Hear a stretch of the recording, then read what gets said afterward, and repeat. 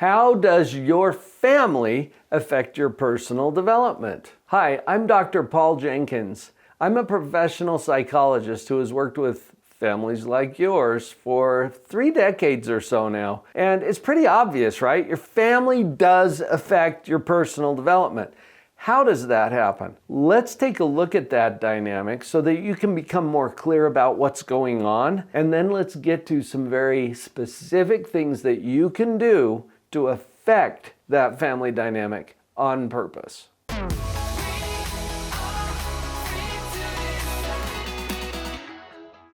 Your family culture is like the emotional soil that you grow in. And this is true for both kids and adults. There are generational patterns, there are traditions, there are customs. Something that might be helpful in understanding this is the idea of programming. And when I say programming, I mean even at the level of language, for example. You don't even have to think about speaking your native language. Why? Because you were programmed. Did you choose to speak this language? No. You were programmed by people who didn't even give you a choice. So I was programmed to speak English. And English comes very naturally to me. It's easy. I'm working now on a third language, Spanish.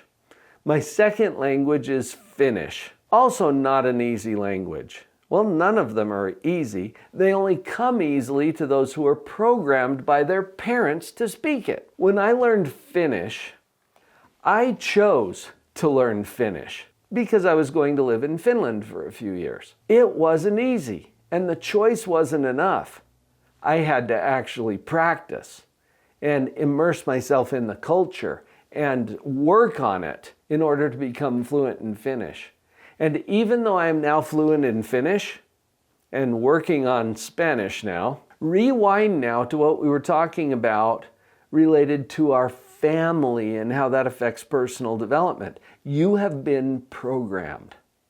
Your kids are being programmed. And we're being programmed by whoever's in charge, okay? The parents in that household program the children. And it's not just with language. It's with everything else. How we see ourselves, how we communicate, how we interact with other people. All of that gets programmed. Whatever you're programmed with is going to come very naturally to you. It's going to seem easy. It's going to seem right. And just because it comes naturally to you doesn't mean it's right. It just means that's what you've been programmed with. There was a psychologist back in the 60s, the 1960s, named George Stratton. And he did this experiment. He was studying human perception and he developed a pair of eyeglasses that turned everything upside down. Now this is weird, right? And he couldn't even get anybody to sign up for the study. So he put them on himself to see what would happen. And as you can imagine, I mean, everything's upside down now. So the ceiling is down there and the floor is up there. Can you imagine doing that? So George is wearing these glasses and he's stumbling around, he's bumping into stuff. Can you imagine even filling up a cup of water at the sink? Or are you filling it down? Interesting question. Well, after a few days, he stuck with it for a while. After a few days, he wasn't bumping into stuff as much. He was starting to get used to it. He was making adjustments. On day 8, something really amazing happened. His brain fixed it in his mind.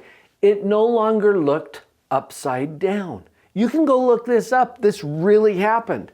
And this blew his mind enough that he took off the glasses at that point, and now everything's upside down. He had to adjust back. Now this might seem really incredible, but think about what happens when you put on a pair of sunglasses. At first, everything looks darker. And then as your eyes get used to it, it just looks normal to you. You'll forget that you even have those lenses on. And then you take them off and everything's too bright. We do this all of the time. Our brain tells us that whatever we're used to is the way it should be. This is normal. This is right. Because our brain fixes it to look that way. Now, as you apply that to your family, your upbringing, your culture, your tradition, whatever you're programmed with looks right to you. Doesn't mean you're right. It means that's what you're used to. I invite you to see that, because knowing that we're right has us treating each other terribly. And that creates many of the social problems that we're dealing with in our world right now. How does our family affect our personal development? It has everything to do with it. It's our programming. I think one of the first steps is becoming aware of our programming, becoming aware of the scripts that are running through our mind, the narratives that we've created, and being aware that we see them as being right or correct or the way things are. That awareness potentially puts us back into a position of choice, and choice is everything when it comes to personal development. A little reminder at this point, you're not done yet.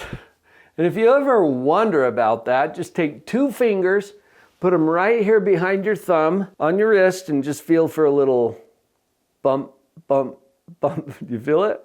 Yeah, you're not done yet. You're still growing, you're still learning, you're still developing.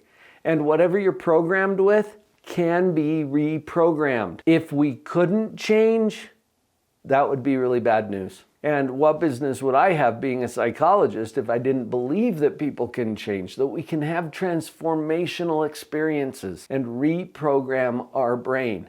Now let's take a look at this importance of family in personal development. Because as you grow and develop and establish your own family and household, you are now programming the next generation. And grandparents, you have something to do with that too.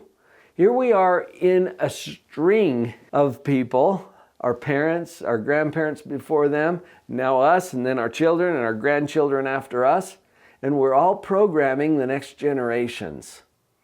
Being aware of that allows us to do it a little more intentionally, and that's why I wanted to call it to your awareness. What you do with it after that is totally up to you. I invite you to notice that it's happening. Family patterns don't have to be repeated, especially if you identify something in your family culture that doesn't serve you well. Being aware of it puts you back into a position of choice. Choosing something else is kind of like deciding to speak Finnish, which I told you I learned Finnish as a young adult. It required a choice, but the choice was not sufficient. Necessary, but not sufficient. In addition to the choice, I got to do some work to develop the vocabulary and the fluency. The same thing is going to happen when you try to reprogram a family pattern. I've had so many clients over the years who have said, "It ends with me." And I'm like, what ends with you? The cycle of abuse or trauma or whatever it is. The dysfunctional patterns that you see in your family. Awesome.